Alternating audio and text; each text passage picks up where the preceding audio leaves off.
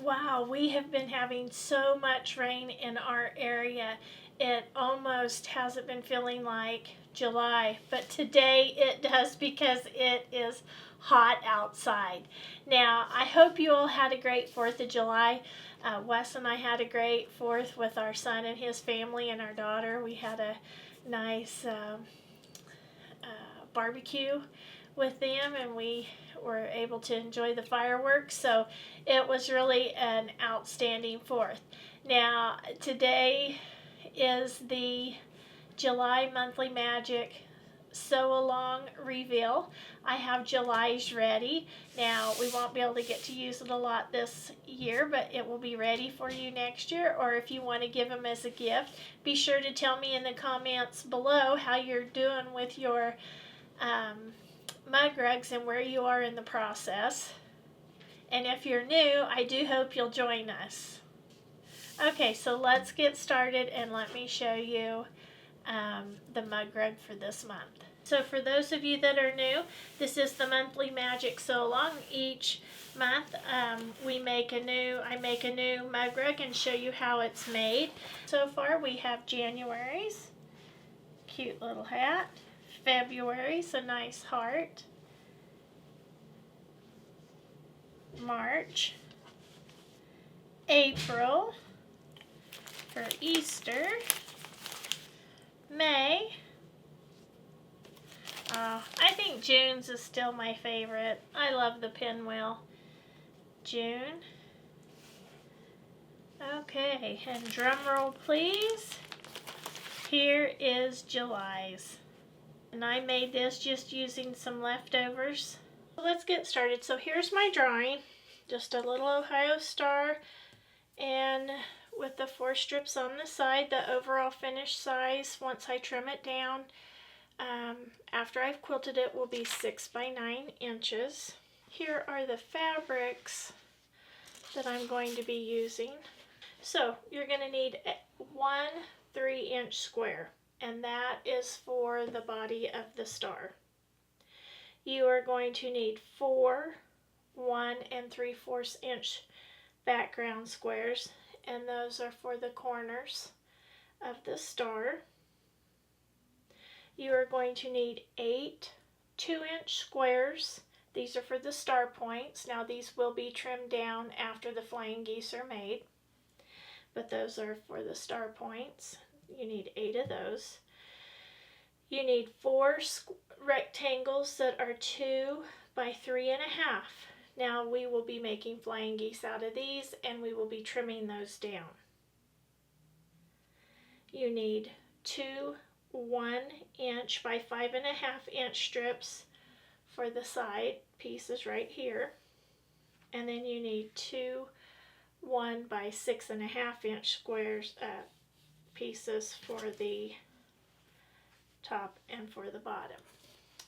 You will also need 4 squares here for the side pieces, and those measure 1 3/4 by 4, so 5 of those.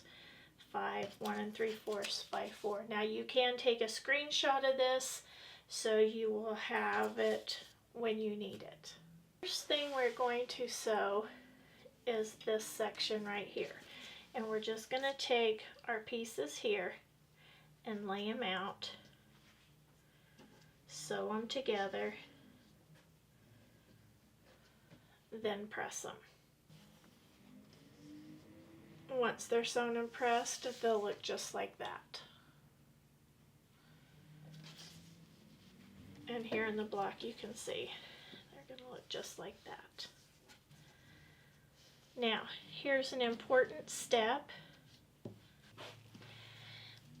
You're going to need to trim off just 1/8 of an inch off each of these sides.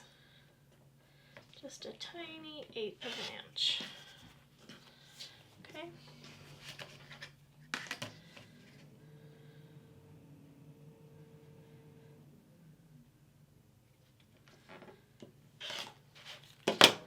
So this should measure 4 by 6.5 inches. And again, it will go right there and it will be sewn on to your little star block. Now the finished star block will be 5.5 inches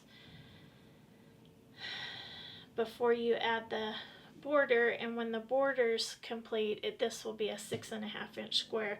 So this measures 4 by 6.5 inches once you've trimmed it. Now the next step, we're gonna get these ready for the flying geese. And what you're gonna do is you're just gonna take your fabric. Now this is a mat that I've made, and I do have a video out on how to make this mat. You can also just take a piece of sandpaper and lay it down just to hold your fabric in place. This makes it just a little bit easier to mark. I'm going to mark all 8 of these.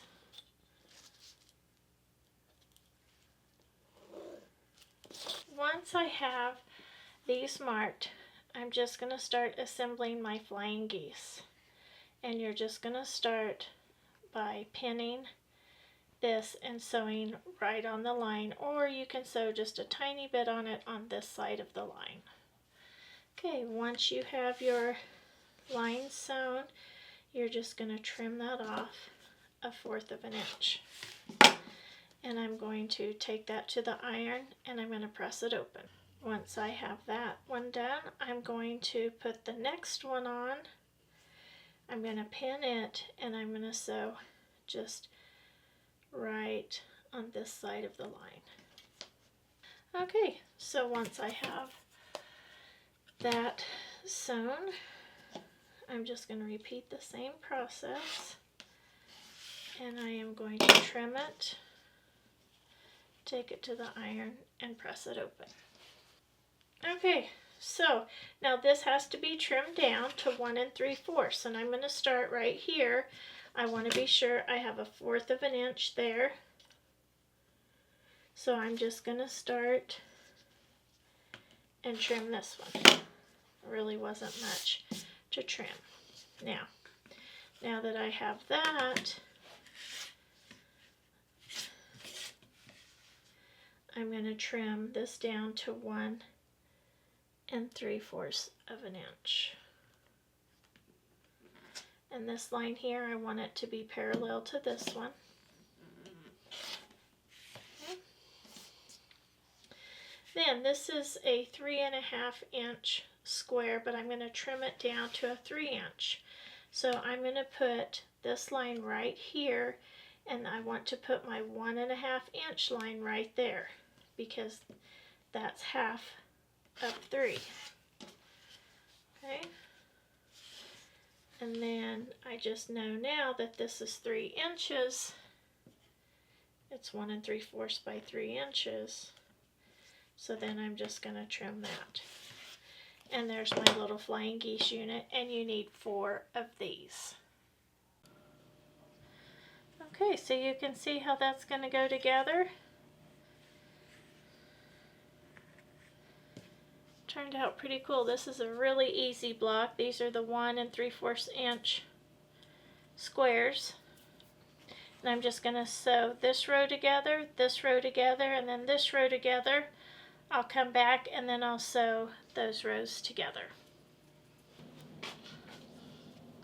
Okay, so I got a little carried away. I forgot to stop and show you what it looked like before I sewed the rows together. But you can see I just sewed this to this and then this to this.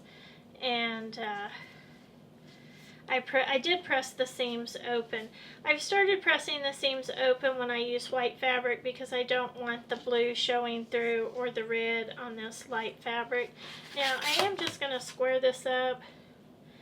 This should be a 5.5 inch block. I'm just really doing this just to clean the edges. I don't like all those little frayed pieces all over. I want my block to look clean and nice and clean.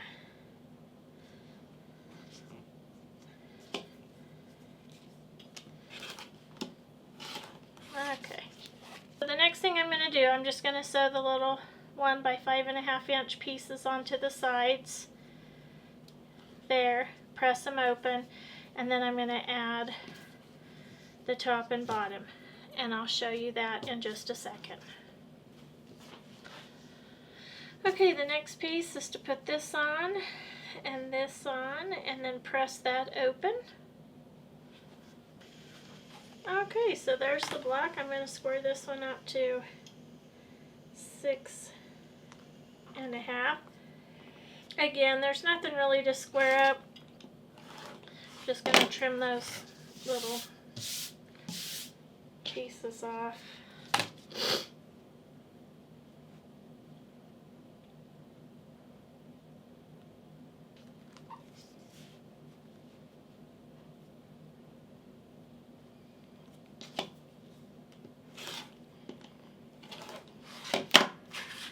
And I'm just going to put this piece on there, and that will be ready to quilt.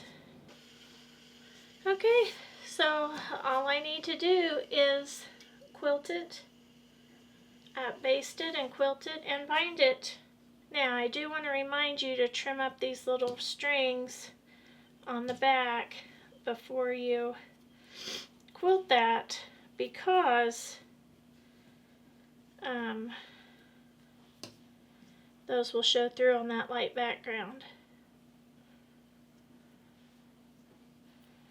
Even that little piece of stuff right there will show through. That's why I press the seams open on this too. I don't want that red and blue to show through on the white.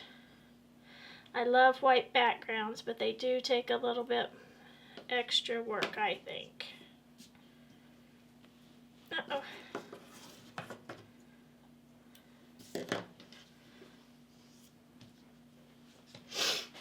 Now, just a reminder, I do cut the batting 8 by 10.5, and I cut the backing 9 by 11. Oh, I really like the way that turned out, and I just used scraps. Super cute for July. I want to thank all of you who have been supporting my channel by watching, commenting, and sharing my videos. My channel's growing, and it's lots of fun to see that grow. I do hope you've enjoyed today's video. If you have, please give me a thumbs up. Subscribe if you haven't. Please share with a friend, and as always, leave those comments. I love the comments and try to respond to each and every one. So until next time, have fun quilting.